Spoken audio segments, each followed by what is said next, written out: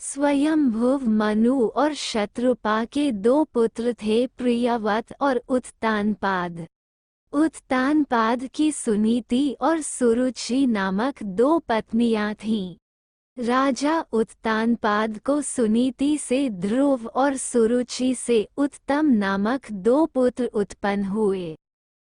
यद्यपि सुनीति बड़ी रानी थी, परंतु उत्तानपाद का प्रेम सुरुचि के प्रति अधिक था।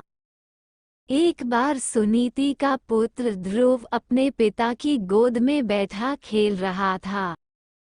इतने में सुरुचि वहां आ पहुंची। ध्रुव को उत्तानपाद की गोद में खेलते देख उसका गुस्सा 7वें आसमान पर जा पहुंचा।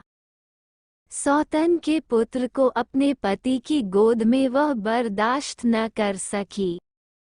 उसने झपट कर बालक ध्रुव को राजा की गोद से खींच लिया और अपने पुत्र उत्तम को उसकी गोद में बिठा दिया तथा बालक ध्रुव से बोली, अरे मूर्ख! राजा की गोद में वही बालक बैठ सकता है जो मेरी कोख से पैदा हुआ हो। तू मेरी कोख से पैदा नहीं हुआ है, इसलिए तुझे इनकी गोद में या राजसिंहासन पर बैठने का कोई अधिकार नहीं है। 5 वर्ष के ध्रुव को अपनी सौतेली माँ के व्यवहार पर क्रोध आया। वह भागते हुए अपनी माँ सुनीति के पास आए तथा सारी बात बताई। सुनीति बोली, बेटा, तेरी सौतेली माता सुरुचि से अधिक प्रेम के कारण तुम्हारे पिता हम लोगों से दूर हो गए हैं। तुम्हें अगर बैठना है तो भगवान की गोद में बैठो, तुम भगवान को अपना सहारा बनाओ। माता के वचन सुनकर ध्रुव को कुछ ज्ञान उत्पन्न हुआ और वह भगवान की भक्ति करने के लिए पिता के घर को छोड़कर चल पड़े। मार्ग में उनकी मुलाकात देवार्षि नारद से हुई। देवार्षि ने बालक ध्रुव को समझाया, किंतु ध्रुव नहीं माना। नारद ने उसके दृढ़ संकल्प को देखते हुए ध्रुव को मंत्र की दीक्षा दी। इसके बाद देवार्षि राजा उत्तानपाद के पास गए। राजा उत्तानपाद को ध्रुव के चले जाने से बड़ा पछतावा हो रहा था। नारद को वहां पाकर उन्होंने उनका सत्कार किया। देवऋषि ने राजा को सांत्वना बंधाया कि भगवान उनके रक्षक हैं। भविष्य में वह अपने यश को संपूर्ण पृथ्वी पर फैलाएंगे।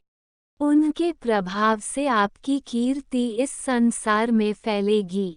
नारद जी के इन शब्दों से राजा उत्तानपाद को कुछ तसल्ली हुई। उधर बालक ध्रुव यमुना के तट पर जा पहुँचे तथा महर्षि नारद से मिले मंत्र से भगवान नारायण की तपस्या आरंभ कर दी। तपस्या करते हुए ध्रुव को अनेक प्रकार की समस्याएं आईं, परंतु वह अपने संकल्प पर अडिग रहे। उनका मनोबल विचलित नहीं हुआ। उनके तप का तेज तीनों लोकों में फैलने लगा।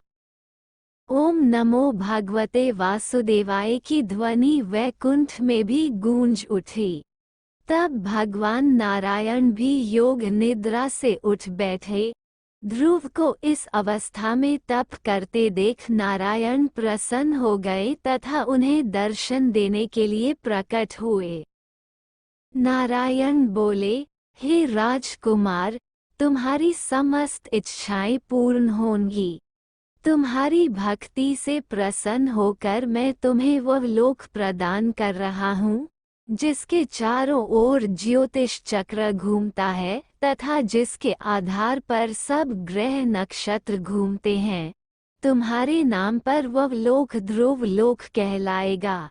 इस लोक में 36 सहस्र वर्ष तक तुम पृथ्वी पर शासन करोगे।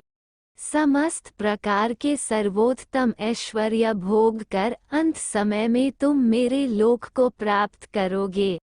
बालक ध्रुव को ऐसा वरदान देकर नारायण अपने लोक लौट गए। नारायण के वरदान स्वरूप ध्रुव समय पाकर ध्रुव तारा बन गए।